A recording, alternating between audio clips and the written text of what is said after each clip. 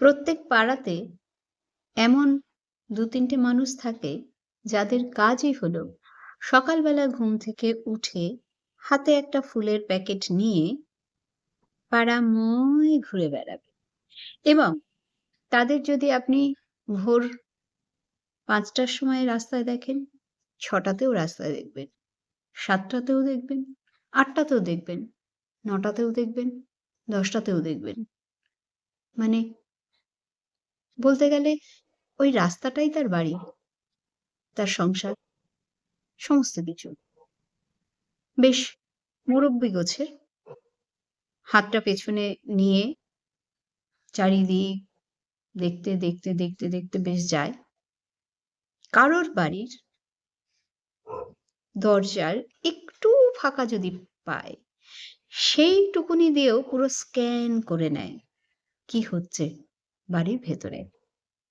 কার বাড়িতে আজকে পটল ভাজা হলো, কার বাড়িতে টক ডাল হলো, কার বাড়িতে কি মাছের ঝোল হলো, কার বাড়িতে আজকে গন্ডগোল হলো, সমস্ত কিছুর নখদর্পণে থাকে। অথচ নিজের বাড়ির কোনো ঘটনা পাড়ায় কিন্তু বেরোয় না, বেরোতেই দেয় না। এদের কাজ হলো জনসেবা করা। এই যে স্ক্যান করে বেড়ালো, তারপর এই স্ক্যানের রিপোর্ট প্রত্যেকটা বাড়িতে ছড়িয়ে দেওয়া। জানো না, অমুকের বাড়িতে আজকে গন্ডগোল হয়েছিল। ইমা তোমরা জানো না, অমুকের মেয়েটা তো আজকে পালিয়ে গেছে। জনসেবা করে এরা।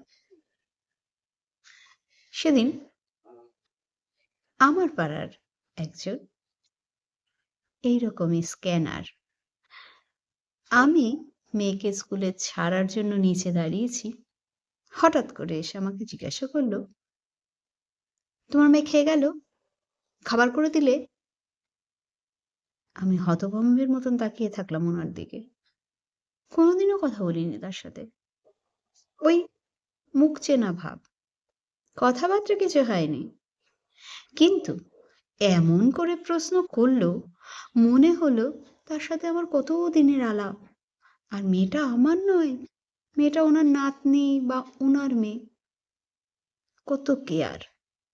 আমি শুধু মুখের দিকে তাকালাম, আস্তে করে বললাম, হ্যাঁ দিয়েছি।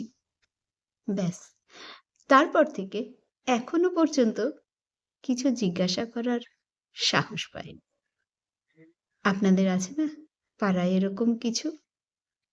এরা যেরকম, এদেরকে ঠিক সেরকম ভাবেই উত্তরটা দেবেন। দেখবেন দ্বিতীয় দিন না স্ক্যান করতে আসবে না আপনার বাড়িতে। টাটা।